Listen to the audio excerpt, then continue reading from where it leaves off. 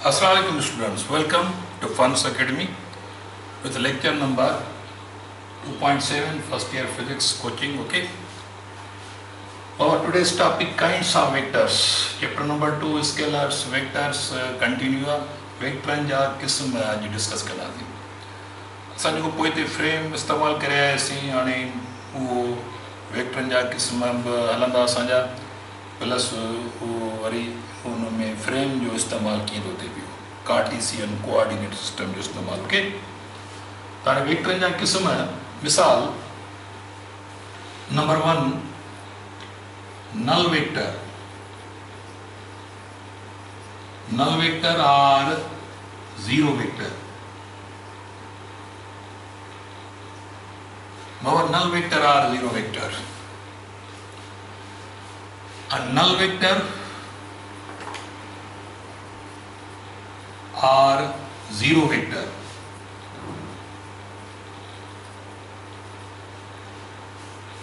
So null vector in case of two vectors, in case of many vectors थींदो. हाणे जेकॾहिं फ़र्ज़ु कयो फॉर एग्जाम्पल असां हिकु बॉडी आहे हिन बॉडीअ ते फ़र्ज़ु कयो हिकिड़ो फोर्स थो लॻे हिन तरफ़ इहो F1 आहे हिकिड़ो फोर्स वरी हिन जे अपोज़िट इहो F2 आहे. हीउ फ़र्ज़ु कयो 10 न्यूटन फोर्स आहे हीउ बि केतिरो आहे हीउ बि 10 न्यूटन आहे. याद रखे जहिड़ो जॾहिं असां वेक्टर जे आॾो वेक्टर जी निशानी वेक्टर जे आॾो नेगेटिव साइन लॻायूं त इहो अपोज़िट डायरेक्शन ज़ाहिर कंदो. यादि रखिजो कॾहिं बि वेक्टर जो मैग्नीट्यूड नेगेटिव न थींदो आहे. वेक्टर जो डायरेक्शन नेगेटिव साइन वेक्टर जे आॾो अचे वेक्टर जे आॾो नेगेटिव साइन अचे माना इहो अपोज़िट डायरेक्शन आहे. त हाणे ॿ वेक्टर आहिनि जेके हिन ब्लॉक ते अप्लाई थी रहिया आहिनि. हिकिड़ो माण्हू फ़र्ज़ु कयो इहो हिकिड़ो माण्हू हिनखे बाबा माना हिन बॉडीअ खे हीअं थो पुश करे ऐं ॿियो माण्हू जेको आहे सो हिन बॉडीअ खे फ़र्ज़ु कयो हेॾे थो पुश करे 10 न्यूटन ज़ोर हिन जो आहे 10 न्यूटन ज़ोर हिन जो आहे. यादि रखे छॾियो. त हाणे हिन ते मजमूई तौरु केतिरो फोर्स आहे हिन ते जेको ॿिन्ही फोर्स जो जमो केतिरो थींदो रिज़ल्टेंट फोर्स केतिरो आहे ॿिन्ही फोर्सिस जो सम केतिरो आहे. त ज़ाहिरी आहे यानी जेको हिन तरफ़ ज़ोर 10 न्यूटन आहे हिन तरफ़ ज़ोर 10 न्यूटन आहे माना हिन बॉडीअ ते जेकॾहिं टोटल ज़ोर लॻाईंदासीं resultant force F is resultant force त हिकिड़ो F1 आहे ऐं ॿियो जेको आहे सो हुन जे अपोज़िट आहे ॿियो F2 आहे. त हाणे यादि रखे छॾियो त F1 10 ऐं F2 बि केतिरो आहे बाबा उहो बि 10 अपोज़िट डायरेक्शन में आहे त इज़ इक्वल टू 10 माइनस 10 त resultant force is equal to 0. हाणे हीउ रिज़ल्टेंट फोर्स आहे जंहिंजो मिक़दार जंहिंजो मैग्नीट्यूड 0 आयो आहे. त हिन रिज़ल्टेंट फोर्स खे असां नल वेक्टर चवंदासीं या ज़ीरो वेक्टर चवंदासीं. त नल वेक्टर ऐं ज़ीरो वेक्टर माना ॻाल्हि साॻी आहे. That vector whose magnitude is 0 is called null vector. How we can obtain null vector from two vectors? When two vectors, null vector, असांजी definition ॾींदासीं त when null vector के कीअं असां when two vectors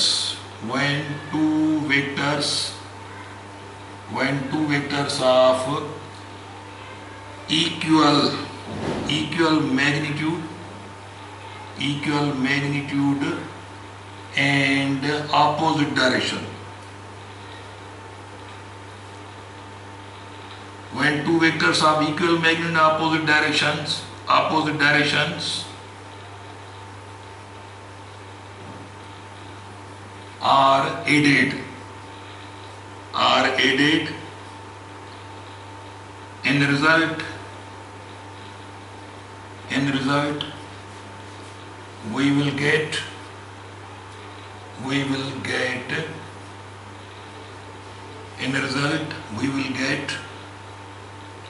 resultant vector. We will get resultant vector of zero magnitude, of zero magnitude, resultant vector of zero magnitude, such a vector of zero magnitude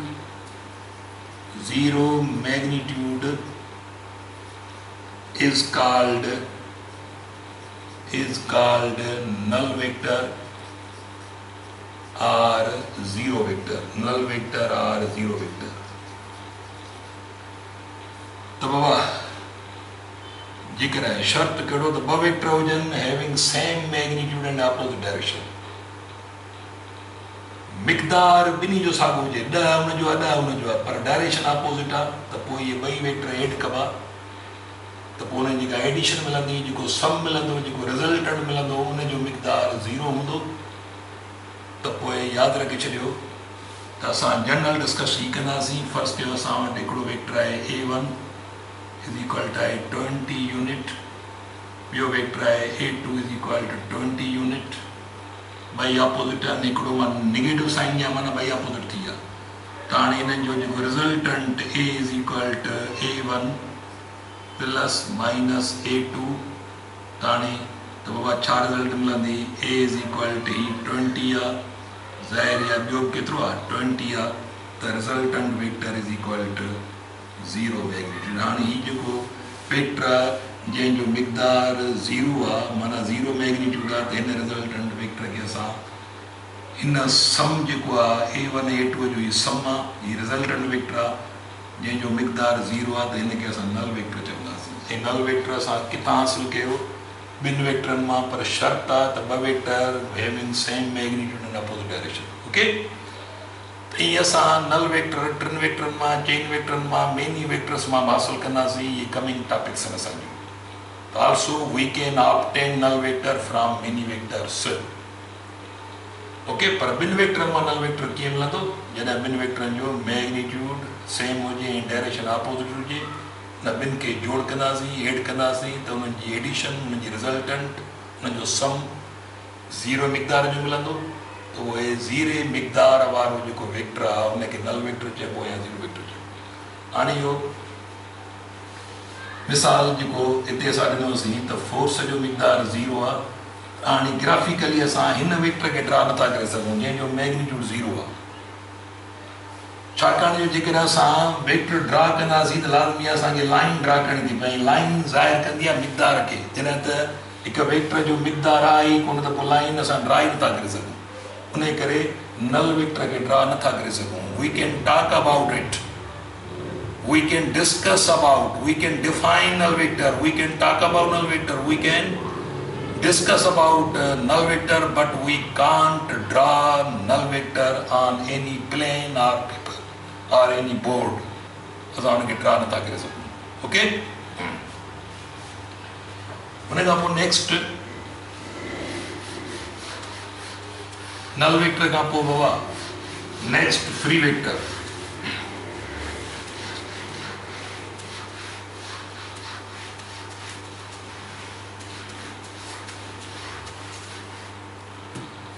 free vector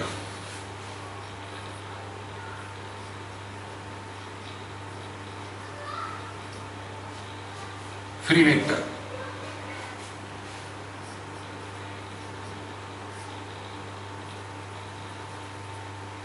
Free vector is that vector. Free vector is that vector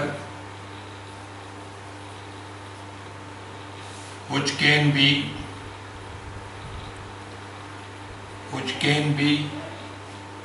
shifted,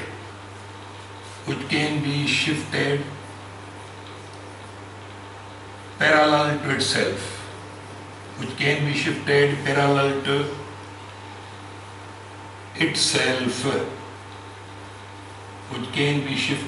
parallel to itself, हाणे हिक vector खे बाबा कयूं था free, माना उनखे पंहिंजे E parallel shift था कयूं। हाणे कीअं पॉसिबल आहे? ॾिसो, फर्ज़ कयो तो ये एक दीवार आ, इन दीवार ते छा तो कया बाबा, मां हिकिड़ो फोर्स तो लगाया इन दीवार के, ये जोर तो लगाया, केतिरो जोर तो लगाया दीवार के, यो दीवार के ते जोर था लगायूं असां, F is equal to V Newton इन तरफ किथे पॉइंट ए वट, असां पॉइंट ए वट फोर्स था लगायूं V न्यूटन, ओके। पर छा था कयूं असां हिनखे वेक्टर के फ्री करण, माना हाणे इहो साॻियो ई वेक्टर, साॻियो ई फोर्स इतां शिफ्ट करणो आहे, इतां हटाइणो आहे, माना ॿियो को फोर्स कोन खणींदासीं, इहो साॻियो ई फोर्स इतां हटाइणो आहे, वरी ॿिए पॉइंट ते लॻाइणो आहे। उहा पॉइंट फर्स्ट कयो हिते आहे, ही पॉइंट बी आहे। हाणे मां छा थो कयां, इहो फोर्स हितां हटाए, मूं हितां हटाए, इहो साॻियो ई फोर्स 20 न्यूटन, हाणे मां हाणे साॻियो ई हितां मूं हटाए, हीउ ज़ोर हिते लॻो पियो आहे, हाणे हितां हटाए मां इहो ज़ोर हाणे हिते थो लॻायां, माना 20 न्यूटन वरी हिते थो लॻायां, त मूं छा कयो आहे, हाणे साॻियो ई ज़ोर मां जेको आहे 20 न्यूटन, इहो साॻियो ई फोर्स आहे 20 न्यूटन जेको हिते लॻी रहियो हो, हाणे हिनखे मूं शिफ्ट कयो आहे ॿिए हंधि, parallel to itself. Parallel itself जो मतिलबु इहो आहे त ख़ुदि पाण वेक्टर ॿिए हंधि शिफ्ट करिणो आहे, न डायरेक्शन चेंज करिणो आहे, न कोई मिक़दार चेंज करिणो आहे। जंहिं डायरेक्शन में हिन पॉइंट वटि लॻी रहियो हो, उन ई डायरेक्शन में वरी ॿिए पॉइंट वटि असांखे वेक्टर जो डायरेक्शन हीअं, माना हीअं न आहे करिणो, न को हीअं करिणो आहे, न को हीअं करिणो आहे, न को हेॾे करिणो आहे, असांखे जेको डायरेक्शन पहिरियां हो वेक्टर जो जेतिरो मिक़दार हो, साॻियो ई मिक़दार, साॻियो ई डायरेक्शन, वरी उहो साॻियो वेक्टर ॿिए हंधि अप्लाई करिणो। माना ज़ोर लॻायां थो मां 20 न्यूटन हिते पॉइंट ते, हाणे 20 न्यूटन हितां हटाए मां ज़ोर थो लॻायां वरी ॿिए पॉइंट ते, मूं हिन वेक्टर खे फ्री कयो। इहो साॻियो वेक्टर अञा टे हंधि फ्री थो कयां सीअ ते, इहो साॻियो ई वेक्टर मां अचां थो, मां पंहिंजी बांह थो इस्तेमालु कयां, पहिरियां ज़ोर हिते पियो लॻाए, हाणे बांह हटाए मां पंहिंजो हथु वरी हिते थो इस्तेमालु कयां, साॻियो ई ज़ोर साॻियो मिक़दार, वरी हितां हटाए मां हिते थो अप्लाई कयां, साॻियो ज़ोर साॻियो मिक़दार, माना इहो साॻियो, ॾिसो मूं हिनखे पंहिंजी पैरेलल हिते शिफ्ट कयो आहे, हितां हटाए हाणे हिते अची 20 न्यूटन, न डायरेक्शन चेंज करिणो आहे, यादि रखे छॾियो, न कोई मिक़दार चेंज करिणो आहे। त अहिड़े नमूने सां जेकॾहिं फॉर एग्ज़ाम्पल मां ही मूं वटि हिकिड़ी बॉक्स आहे, जेकॾहिं फॉर एग्ज़ाम्पल मां टार्क अप्लाई थो कयां हिन पॉइंट ते, हिते मां यानी स्क्रू खणी हिते मां फर्स्ट कयो, हिन स्क्रू ते मां टार्क अप्लाई कयां थो, मिसाल ही मूं वटि पेचकश आहे, मां हिनखे 20 फेरा ॾियां थो, हिते 20 फेरा हिते ॾियां थो, ठीकु आहे, हिते 20 फेरा ॾेई मूं हिते टार्क अप्लाई कयो आहे।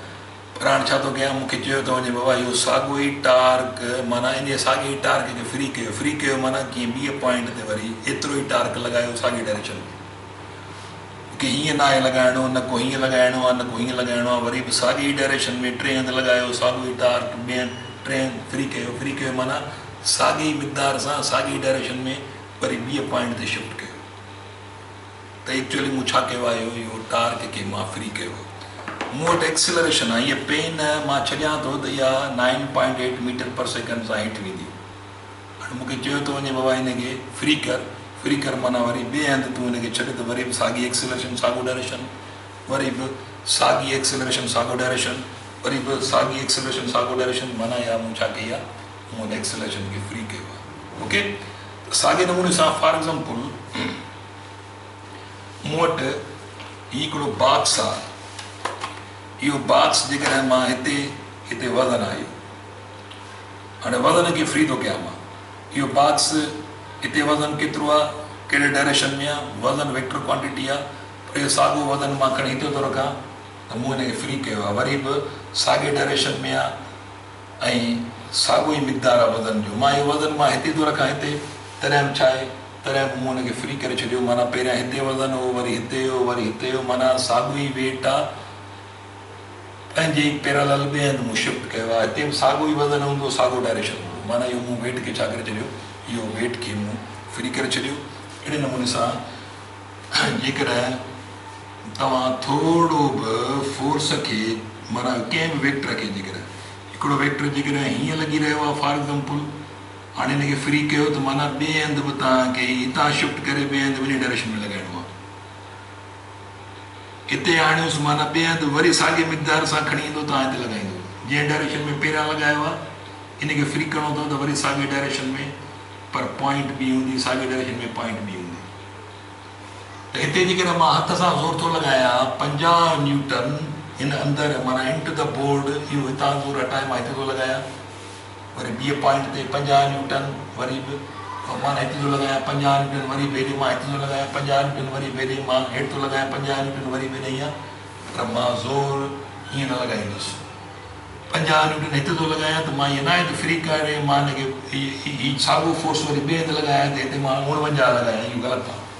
न मिक़दार तब्दील करिणो आहे न को डायरेक्शन तब्दील करिणो आहे। ओके, हाणे जेकॾहिं फ़र्ज़ु कयो ही डिफरेंट ट्रेक्स आहिनि असांजा, हीउ हिकिड़ो ट्रेक आहे, हीउ वरी ॿियो ट्रेक आहे, हीअ असांजो टियों ट्रेक आहे।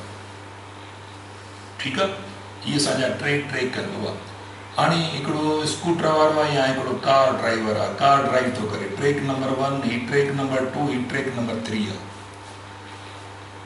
हाणे का स्पोर्ट थी हले, मिसाल हिन माण्हू खे चवंदा हुआ तूं ट्रेक नंबर 1 ते पंहिंजी गाॾी हलाए, रफ़्तार केतिरी सां थो हलाए थो 30 मीटर पर सेकेंड सां।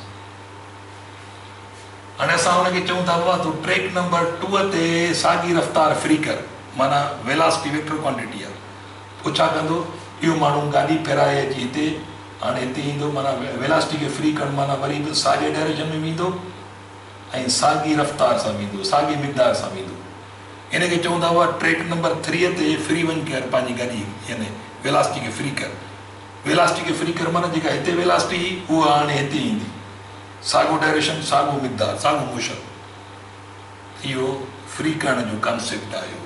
हाणे जेकॾहिं मूं वटि हिकिड़ा 2-3 स्क्रू ड्राइवर्स आहिनि या किल आहिनि, हिकिड़ा मूंखे हिकिड़ा 5 किल आहिनि, मूंखे मुंहिंजे हथ में थोरो आहे बाबा, मूंखे चयो थो वञे त 5 किल हिन बोर्ड ते